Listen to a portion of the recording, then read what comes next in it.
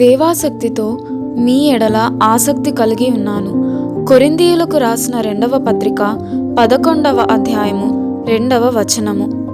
అనుభవం గల వైనికుడు తన వీణను ఎంత ముద్దుగా చూసుకుంటాడు.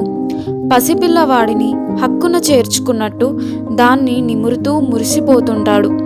అతని జీవితమంతా దానితోనే ముడిపడి ఉంది.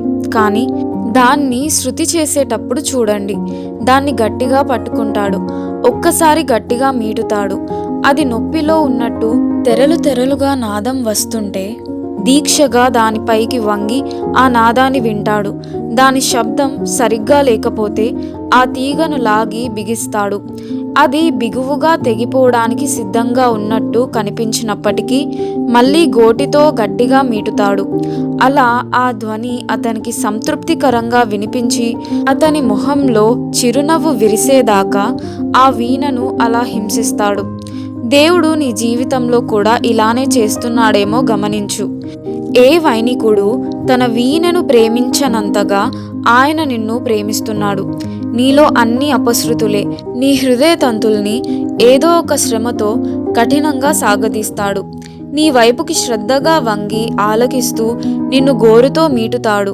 నువ్వు బాధలో కోపంగా కరకుగా గొనుగుకుంటే నీ గురించి ఆయన హృదయం గాయపడుతుంది. అయినప్పటికీ నాది కాదు ప్రభు, నీ చిత్తమే సిద్ధించుగాక అనే స్వరం వినిపించేదాకా ఈ శృతి చేయడం చాలించడు. ఆ స్వరమే ఆయన చెవులకు దేవదూతల గానం కంటే మధురమైనది. నీ హృదయం బుద్ధి తెచ్చుకొని ఆయన వ్యక్తిత్వంలోని పరిశుద్ధమైన లయను రాగాన్ని సమ్మిళితం చేసుకునేదాకా మీటుతూనే ఉంటాడు. 1000 తీగల వీణె పలికే రాగాలు, ప్రేమ స్వరాల్లో మారుమ్రోగే సరాగాలు, ఆ మధురిమను చెరిచే అపశృతులు, తెగిన తీగల విషాదగతులు. ప్రేమ తరంగాలున్నాయి అశ్రునయనాల్లో. కిరీటముంది శిలో మోసిన చేతుల్లో. శ్రమించని వాడు విజేత కాలేడు. కష్టపడని వాడు విశ్రాంతి పొందలేడు.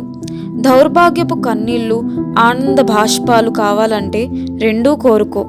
లేకుంటే ఏ ఒక్కటి దక్కదు. ఒకటే కావాలంటే తట్టుకోలేదు హృదయం.